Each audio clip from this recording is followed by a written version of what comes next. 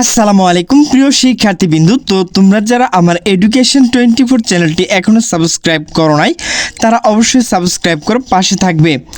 তো তোমরা যারা 2025 সালে এইচএসসি পরীক্ষার্থী রয়েছে, তো তোমাদের যে পরীক্ষার কেন্দ্র, তো সেখান থেকে কিন্তু তোমাদের 200 গজের ভিতরে শিক্ষক শিক্ষার্থী এবং অভিভাবক যারা সেখানে থাকবেন, তো তাদের কিন্তু কেন্দ্র থেকে 200 গজের বাইরে থাকতে হবে। তো সে বিষয়ে কিন্তু একটি নোটিশ প্রকাশ করা হয়েছে। তো নোটিশটি প্রকাশ করা হয়েছে দ্য ডেইলি ক্যাম্পাস। তো নোটিশে বলা হয়েছে এইচএসসি পরীক্ষার কেন্দ্রে 200 গজের মধ্যে ইলেকট্রনিক ডিভাইস ব্যবহার করা নিষেধ। তো নোটিশটি মূলত প্রকাশ করা হয়েছে 24শে জুন 2025 দুপুর 2:39।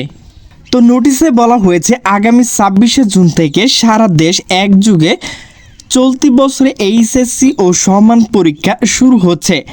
পরীক্ষা চলাকালে কেন্দ্র থেকে 200 গজের মধ্যে শিক্ষক শিক্ষার্থী ও কর্মচারী মোবাইল সহ সব ধরনের ইলেকট্রনিক ডিভাইস ব্যবহার নিষিদ্ধ ঘোষণা করা হয়েছে।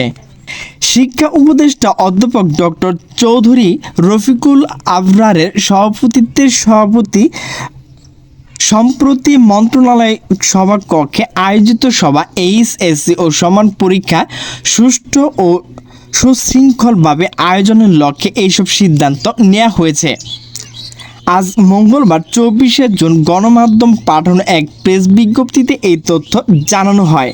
প্রেস বিজ্ঞপ্তিতে বলা হয়, সভা প্রশ্নপত্র ফাঁস এবং ফাঁস সংক্রান্ত গুজব এবং পরীক্ষা চলাকালে পরীক্ষার্থীর কাছে নকল সরবরাহ জড়িত ব্যক্তিদের বিরুদ্ধে আইন ব্যবস্থা গ্রহণ সিদ্ধান্ত গৃহীত হয়েছে।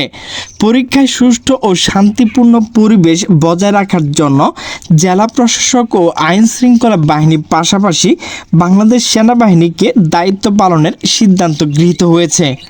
এ সময় সাইবার সংক্রান্ত অভিযোগ বিষয় সার্বক্ষণিক যোগাযোগের লক্ষ্যে পরীক্ষা সংশ্লিষ্ট ব্যক্তিবর্গকে cyber police centre CID Bangladesh hotline, তো এখানে যে নাম্বারটি রয়েছে, তো সেই নাম্বারে যোগাযোগ সিদ্ধান্ত নেওয়া হয়েছে। এছাড়া পরীক্ষা চলাকালে বিদ্যুৎ বিভ্রাট নিরসনের লক্ষ্যে কেন্দ্রগুলো নিরবিচ্ছিন্ন বিদ্যুৎ সরবরাহ নিশ্চিন্তের জন্য বিদ্যুৎ বিভাগকে অবহিত করা হয়েছে।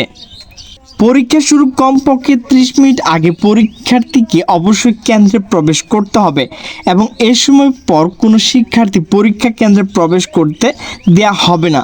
অনিবার্য কারণে কোনো শিক্ষার্থী এরপর প্রবেশ করলে রেজিস্টারে তাদের নাম, রোল, প্রবেশ পত্র, সময় ও বিলম্বের কারণ উল্লেখ করে শিক্ষার্থী তালিকা প্রতিদিন কেন্দ্রের ভারপ্রাপ্ত কর্মকর্তা ও সংশ্লিষ্ট বোর্ডকে অবহিত করার সিদ্ধান্ত নেওয়া হয়।